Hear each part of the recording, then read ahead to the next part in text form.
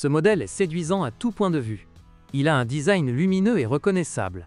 La berline peut même être comparée à un extraterrestre venu de l'espace. D'excellentes performances de conduite et une excellente maniabilité.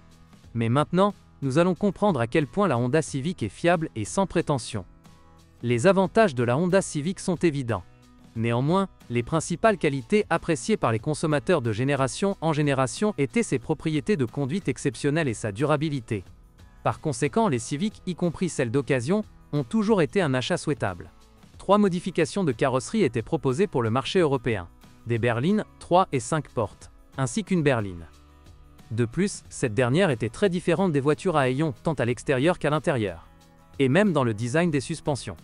De rares coupés Civic nous sont venus des États-Unis. La Honda Civic était équipée de 3 moteurs à essence. 1,4 litres, 83 chevaux, 1,8 litres, 140 chevaux, et 2,0 litres, 200 chevaux, ainsi que d'un turbodiesel de 2,2 litres. En Europe, une Civic hybride était vendue avec un moteur de 1,3 litres et un moteur électrique de 20 chevaux, au lieu d'un volant d'inertie. Le moteur de base était combiné avec une transmission manuelle à 5 vitesses, depuis 2008 à 6 vitesses, et avec le reste des centrales électriques, une transmission manuelle à 6 vitesses, ou une transmission robotisée et CVT. Il existe également une Civic avec une configuration hybride composée d'un moteur à essence de 1,3 litres, 89 chevaux, et d'un moteur électrique, 20 chevaux.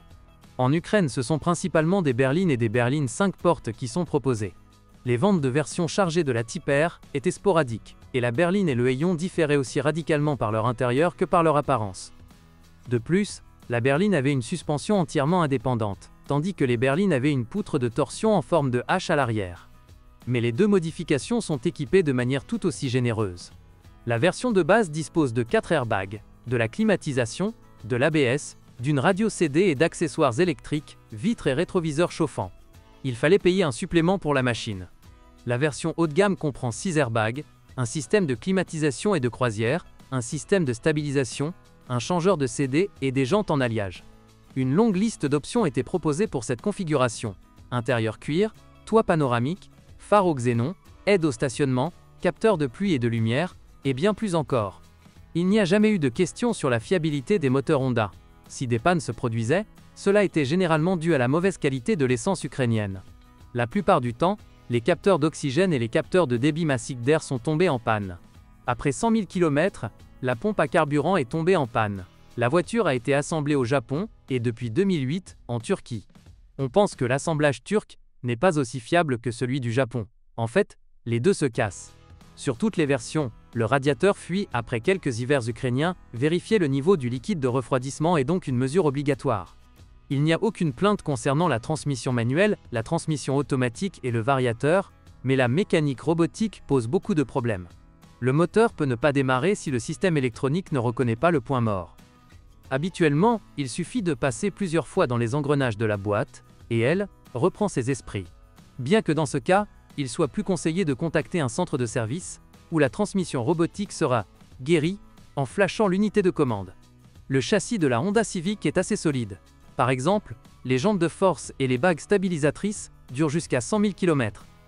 Les amortisseurs durent encore plus longtemps. Mais les paliers d'appui des jantes d'amortisseurs sont changés 2 fois durant cette période.